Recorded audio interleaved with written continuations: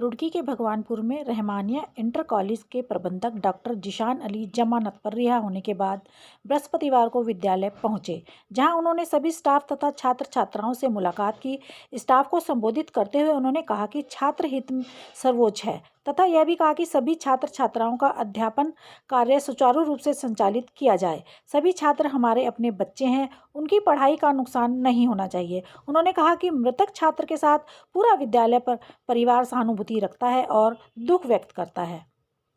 बुलाने का जो मेन मकसद है वो ये है कि एक निर्दोष को दोषी बनाकर जेल भेज दिया गया। ऐसे व्यक्ति को जो इस समाज में अंधकार को दूर कर रहा है, पिछले 28 सालों से शिक्षा का प्रचार प्रसार करके गरीब बच्चों को अच्छी तरह से तालीम याफ्ता करके एजुकेटेड करके उन्हें उनके पैरों पर खड़ा करने का कार्य कर रहा है। ऐसे व्यक्ति के साथ कुछ राजनीतिक लोग हैं जो मेरे से बहुत ज़्यादा चिढ़ रखते हैं, और मैं यहीं पर पला बड़ा हूँ, यहीं पर पैदा हुआ हूँ, और मैं बहुत गरीब परिवार से था जब मैंने स्कूल का स्टार्टिंग किया था। आज वो देखते हैं कि यार ये लड़का हमारे यहाँ सामने पैदा हुआ, हमारे सामने खेला कूदा और आज इतना बड़ा काम कर रहा है और इतना बड़ा कॉलेज चला रहे हैं, और आगे मैंने यूनिवर्सिटी बनाने की प्लान की है, उसका उन्हें पता चला कि सर यूनिवर्सिटी तो हम बनवा देंगे, पहले कॉलेज चला संभाल करके देख लेंगे।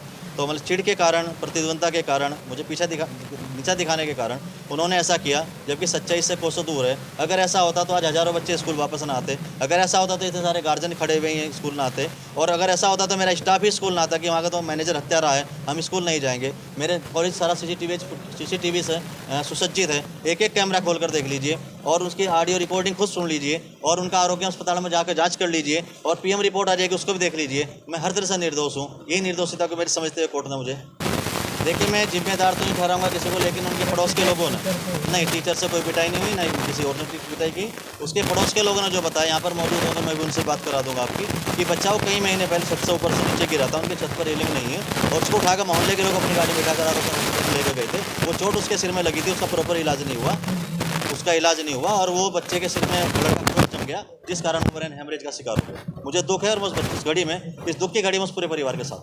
आप ग्रामीण नीति में दलाल के रूप में काम कर रहे हैं, और जो चाहते हैं कि भाई हमें कहीं ना कहीं थोड़ा बहुत हमारी रोटियां सीख जाएं, और जो चाहते हैं कि भाई मैं किसी भी अच्छे इंसान का समर्थन ना कर सकूं। मैंने खुलकर पिछले इलेक्शन में भी और पिछले इलेक्शन में भी किन्हीं का कैंडिडेट का बहुत साथ दिया था। मुसलमान हूँ, और मुसलमानों के बीच में मेरी छवि बहुत अच्छी है। अधिकतर यहाँ पर 80% बच्चे लगभग इस्लाम धर्म के मानने वाले आते हैं, 20% बच्चे हिंदू धर्म के मानने वाले आते हैं, सबके साथ समानता का व्यवहार करते हैं। तो उनके मन में है कि हमारी कौम के बीच में कोई दूसरा नेता हमारे सामने खड़ा नहीं होना चाहिए। इनकी राजनीति से जलस के कारण इनको टारगेट किया गया, लेकिन कोर्ट ने इनको प्रति इनके पक्ष में मानते हुए इनको बेल दी। एक अच्छे इंसान है, कभी हिंदू और मुसलमान की कभी बात नहीं करते, सभी धर्मों का हमेशा सम्मान करते हैं। तो किस तरीके से परिजनों का घटना घटती है किसी तरीके की, वो व्यक्ति जिनका खुद का एक बच्चा गुजरा है, डेथ हुई है, तो कुछ लोग बरगला देते हैं बीच में। तो बरगलाने के कारण उन लोगों को, कुछ लोगों ने क्या पता कैसे कैसे सपने दिखाए कि ऐसा करके ऐसा हो जाएगा, ऐसा करके ऐसा हो, लेकिन इस तरीके की कोई घटना, किसी पे ऐसा इल्ज़ाम झूठा और इतना बड़ा इल्ज़ाम लगाना नहीं चाहिए। इसकी मैं राजनीति है, राजनीति होती है, इसमें कोई नाम का वो नहीं होता, पता नहीं कौन व्यक्ति किस समय से बैठा है कि मौका मिले मैं ऐसा करूं, इसी तरीके के लोग होंगे। ब्रह्मानंद चौधरी, दिव्य टाइम्स इंडिया, रुड़की।